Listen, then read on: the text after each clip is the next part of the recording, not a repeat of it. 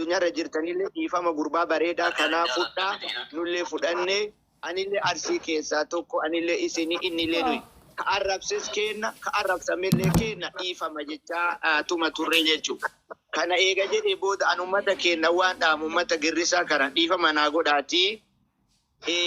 Obsi daangaa yoo darbe quba kama haqqee nama hin qabne kana laagatti yoo quba gadi nagaan on nama ol guuraa jechuudha. On nama haqqisiisaa jechuudha. Reedi asumarra argaa turre odoo quba afaan kaanii nama ciniina jedheen amanu ani ijoollee yaala taani malee amma inni fuuldura kiyya jiraami. Jaa kuni homa takka irraa hin beeknu nama callisaadha. Yoo tuma tukkuuman baay'attee laagatti nama dhiibuun baay'ate immoo rakkoo akkanaa fida. Obboleeyyan keenya warri miidiyaa hawaasaa kanarra waliin jiru rabbi sodaatan. Amantii kamuu keessa teessanii amantiin kamuu arrabatti nun ajajju walaa waaqeffataa ta'e walaa islaama ta'e namni wayitti amanu tokko arrabni dhoorgaadha. Arraba waliin qajeelchan dogongora jiru wal hubachiisanii giddimaanii obsa daangaa nama fixachiisinaa jechuu barbaada. Uummanni keenyallee ulfaadhaa kabajama reedirraa dhiifama fudhaa. Waan akkanaa kana akka lammata ittiin deebine rabbi keessanitti toobaa deebi'aa jedha. Xumuree jira odoo karaa waa ariifadhu sitti seenee ulfaadhaa warri caraa dursitanii naa kennitan. Salaamu alaikum.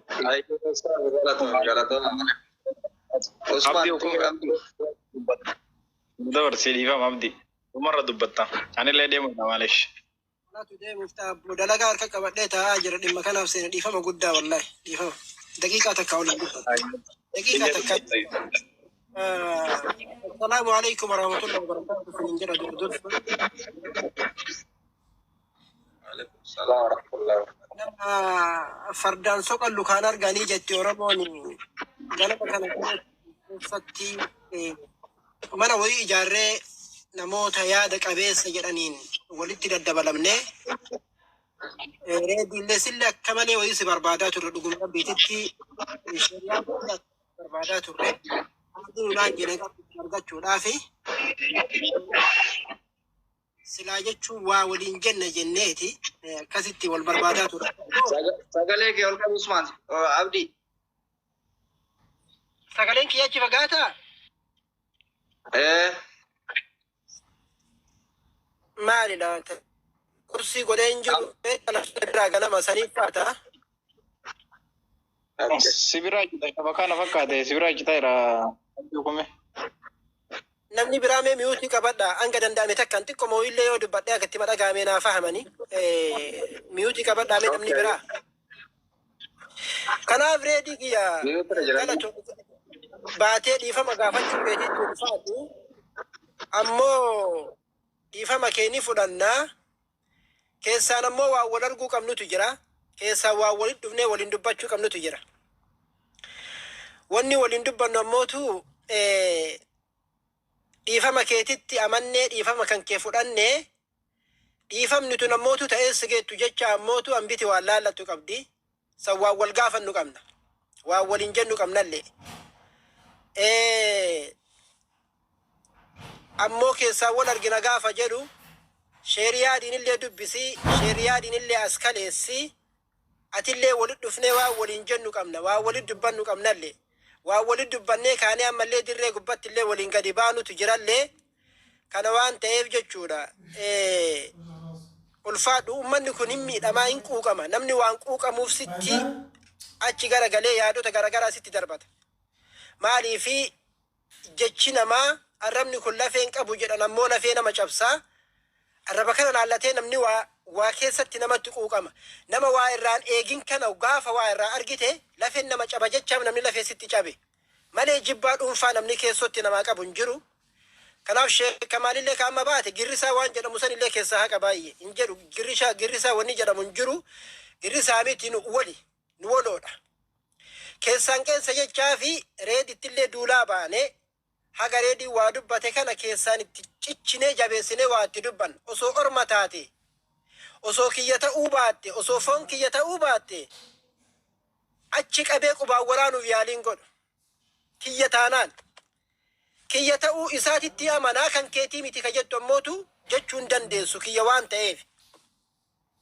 kiyya ta'uu ammootu ta'ee sageettu tanamaaf naan jette eessa argattee tana naan jette tun ta'ee sageettu jecha ammootu reedii akka barbaade gaafadhalle sirna nagaafachiisalle obboleessa kiyyallee foon kiyyallee kaleessa nama jalatti ajjeesellee gumaa fixatanii akkaan fixatanii gaaddisa taa'aniitiin sirnaan fixatanii sirna ajjeese moo sirni malee ajjeese ajjeechaan sun ammootu ta'ee sageettu jecha yoo dha'ee madeessellee madoon sun ta'ee sageettu jecha akkasi gaafatan ilma sirnaan guddatellee ilma safuun guddatellee sirnaan baallee nama beekullee innillee kanaaf inshallah reedii kiyya yoo danda'ame lakkoofsa kan kee poost naa ergi masenjarii irraan gama sanii waan jirtu waliin dubbannaa taana mootu ulfaaddu siin jedha namoonni hedduun kaakka useellataa kaakka mubaarakii faallee ergatanii eeggataa jiranii tana siin jedha dhiifama keetiif ulfaaddu galatoon kabiraa mootu ta'ee sajeetu waliin keessaa daallanna salaamu alaikum warahmatullahi ayyee ulfaadha galatooma itti fufa yaada keessan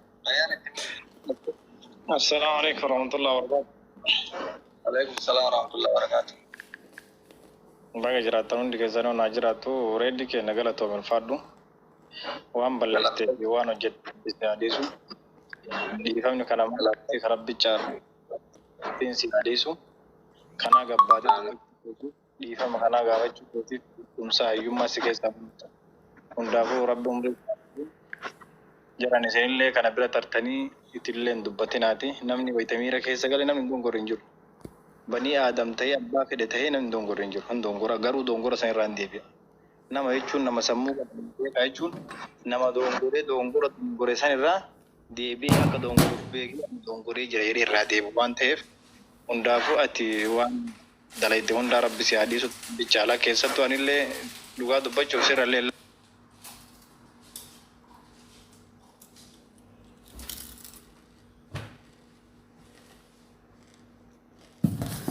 karrabaa umaa biti warri deemtanillee isanillee dhiifamallee gaafadhaa isinillee dhiifama gaafadhaa shari'aa keessa nama arrabsaan hin jiru nama arrabse yoo ati dheena ebaluun sun sii dhiise malee rabbi akka isin hin dhiifne hin beeytaniimi shari'aa keessa waa'ee arrabaa hin jiru takkallee uma fedhallee haa balleessu namni sun hin taane biraa deema namni agarraa reedii gaddeeftanii irraa dubbattan namni agarraa reedii arrabsitan waan isaa dubbattan isinuu dhiifama gaafadhaa barreessa wallaahi rabbi isin hin dhiifne isin gaafatan galatooma nama hedduu seegaa jiraadhu waggaa kuma rabbi siyaa jiraachisu habiibi galatoom ta'e shamarranii fi shamarran cunqurfamtee erti ganni dubbadhu beeyaa hayyee galatoomi reedii koo nagalchuu keessatti galatoomi yooyyaa hundi keessanuu warra jala jirtan yooyyaa siniin jedheera dhugaa guddaa galatoomi maqaa saba Oromoo guddaa kanaan galatoomi dhiifama jechuun dhugaa rabbi gootaadhaan gootatu dhiifama jedha dhiifama jechuun abboomudha dhiifama jechuun waan guddaadha rabbiin birattillee nama birattillee waan guddaadha galatoomi dhugaa bajjeetiyyuu dhiifama gaafachuun kee galatoomi waaqayyo dhiifama siif haa godhu dhiifama siif godheera ani gama kootiin kaleessayyuu dhiifama siif godheera sirraa kaafadheera ammallee anis sitti darbeeraa sitti bu'ee jira aaree miira keessa galii sitti taasisee jira waan dubbachuu qabnes laa'uu siin jedhee jira dhiifamas siin jedha asumaanii itti aansee warri irraa dubbachaa jirtan ammallee kan dhiifama caale hin jiru dhugaa kan namnoo nama ajjeese dhiifama godhanii mire dhiifama ka caale hin jiru dhiifama siniin jedhee hararraa kaastanii waa'ee reedii cufaa ajandaasaa cufaa isaan rabsuus isaa haadhasaas gadi garagalchuu isaa jireenyi mana dhuunfaa keessayyuu gallee waa'uma namaatu haasa'u aanuma dhiisnume gizeedhaan qabnu barra hagama jiraannuuf jireenya nama dhuunfaa haasofna teenyaa harreen quraaniin ejjetti teenyaa haasofneef fidne waa'uma keenya haasofnu waa'ee namaa dhiisne kanaaf namas badaan taasisinaa ofuma keenya nama xuqnu ofuma keenya nama arrabsine namni akka nama arrabsus hin taasisina reedii koo galatoomii nama baay'ee seeggata waan ta'eef saasirraa fudhu galatoo guddaa galatoomii qoraa bulaa deebanaa galatoomaa hundi keessa galatoomayye yaada keessa gabaabsaa gara xumuratti deema dubbiin baay'atee amma carraan kiyyaatti fakkaata. Okay. Waan hunda dura reedii galatoomii siin jedha. Dubbiin balleessas ta'uu baattu egaa hawaasni komii dhiyeessee namni yaada hawaasaa fudhatee komii hawaasaa fudhatee dhaga'ee dhiifama godhuunu dhiifama jedhee uummata dhiifama gaafachuunu hayyummaadha. Hunda dura ati galatoomii siin jedha. Itti aansee wanni an jechuu barbaadu jara keenya gurbaa kana hin beeytan waggaa tokko ol isaan rabsaa turanii namootiin kana booda waggaa tokko guutuu arrabsitan innillee dhiifama isinii godhee jira. Amma achi waan jireenya nama dhuunfaa keessaa bayaa hin tuttuqinaa kunoo dhageettanii namni guyyaa tokko aarii obse hayyuun fedhe homa darbata. Hayyuun fedhe dubbima hamaa dubbata kana beekaa walii agallu kan hin miidhamee dhugaadha waggaa tokkotti guutuu obsaa bahee hin beektan sooshaal miidiyaa kanallee akka durii saniyyuu fayyadamuu dhiisee arrabuma namni barreessu kana jibbee koomentima nama barreessu kana jibbee itti dhiisee keessaa galee argaartan. Amma isin hundinuu dhiifama isin gaafateera bakka balleesse jettan dhiifama isin gaafateera dhiifamni kana caalaa hin jiru dubbii isaa fi isinillee rabbi haa dhiisu isaafillee bakka walitti dabartanii rabbi isin haa dhiisu.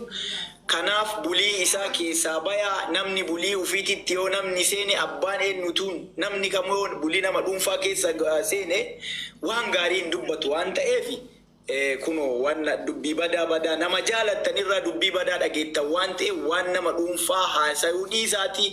Ammallee namoota mana banatanii waa'ee isaa irraa haasayan irraa dhoggaa yoo dandeettan dhiisaa isin awwaat ta'u. Kanaafiyyuu biraa keessaa galaa jedhaanii namoota san itti duulaati dhorgaa akka Oromootitti isiniin jedha.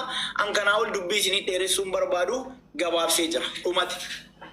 Jeneraal Ulfaadhu namoonni aftayyaan agarsiisa. Assalamu alaikum warahmatullahi wabarakatuh. Obboleessa keenya Reedii Ulfaadhu galatoomi. Kaleessa illee goota hadhallee gootummaa kee agarsiiste. Namni dhiifama nama gaafatu namni dhiifama namaa godhu gamnummaadha malee gowwummaadhaa miti.